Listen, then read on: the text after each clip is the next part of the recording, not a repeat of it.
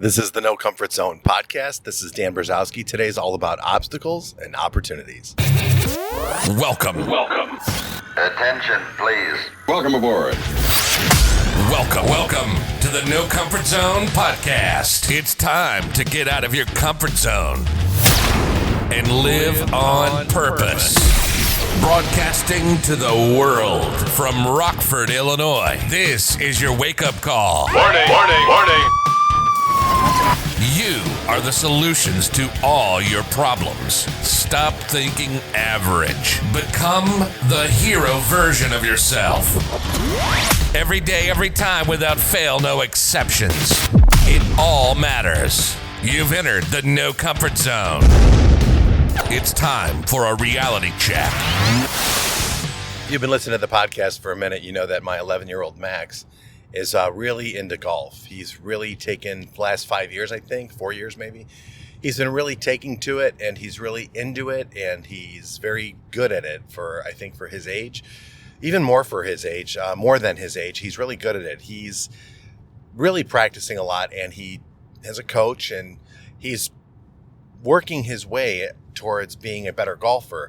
And it's something he loves to do, and it's something that he's inspired. He's really loving it. And that's great for him. He has that in front of him. He knows that he's got golf, and that gives him a lot of joy. And that is the opportunity that he has. His grandfather pushed him into that direction, made him stay there for a minute, and he took to it, and he likes it. And now he enjoys being coached, and he enjoys playing the game. And why is that important? Well, because if you look at a golf course, if you look at the clubs you have to use, if you look at the ball and where you need it to go, it's not the easiest thing in the world to do. And for those of you who are golfers, you know what I'm talking about. What I find really interesting is that one of the things that draws people to the sport is the obstacles that are in the way. Now, the obstacles, there's many of them, but today we're going to talk about obstacles on the actual course, the sand traps, the water traps, the rough area, all the difficulties you have to deal with, just dealing with the landscape and navigating through the landscape and using those obstacles as an opportunity to show how good you are in a specific space, in golf, in professional golf, and whatever have you. So what really makes it interesting is literally how it's all set up and the fact that you have obstacles in the way. And as long as you can stay focused and push your way through, do better than everybody else, you'll win. And those obstacles are there to kind of throw you off. Same thing in life. Obstacles and distractions are there for a reason. They're there to show you or ask you the question, how bad do you want it? Whatever that might be. The girl, the job, the lifestyle, the relationship, the status, the influence, whatever it is. What do you have to work at daily on a consistent and regular basis and stay focused? Follow one course until successful? What do you have to do in order for you to feel successful?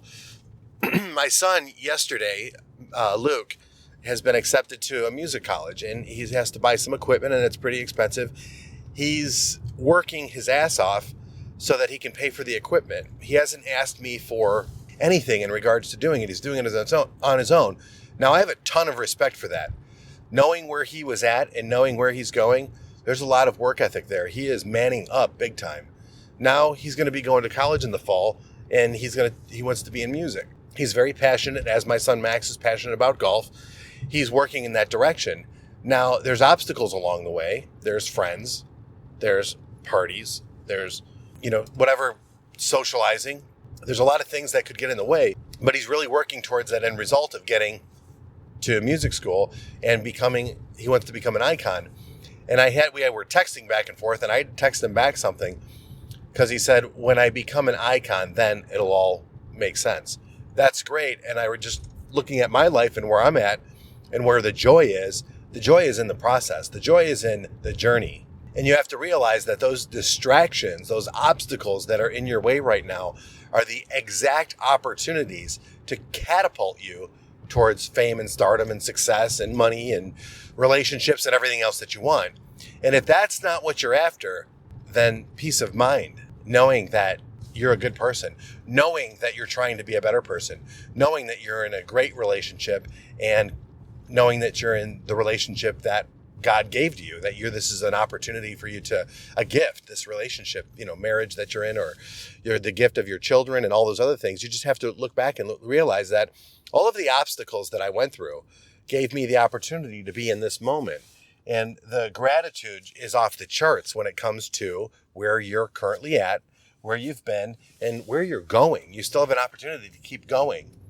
There was a meme on Facebook today when I was checking it out before I was driving into work here, and it said, if you haven't learned anything from last year, then you haven't grown as a person, or something like that, or something along those lines.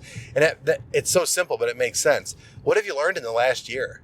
Think about all the stuff that you have learned in the past year, with the pandemic, with the politics, with your relationships, with this new lifestyle, with wearing a mask and everything else that goes along with it. What have you learned? Well, those are all obstacles. And if you look at where you're at today versus last year, are you in a better place? Most people that I'm around are in a better place than they were last year. And it's going to continue to, regardless of what's going on in the world, they'll continue to be in that place, because the journey that they're on isn't the destination. It's the journey. It's going from point A to point B and what happens in the middle, right? On a gravestone, there's the year you were born and the year that you died. And the most important part of the gravestone is that dash in the middle. That's your life. What did you do in that dash? Well, you faced some obstacles. You faced some adversity. You were given some challenges. You leaned into them. You persevered. You became successful in that point of your journey. And then you were given some more obstacles and challenges. And you were given some good times. And you were given some bad times. In the end, all of those obstacles equaled opportunities for you to become great. Greater obstacles equals greater opportunity.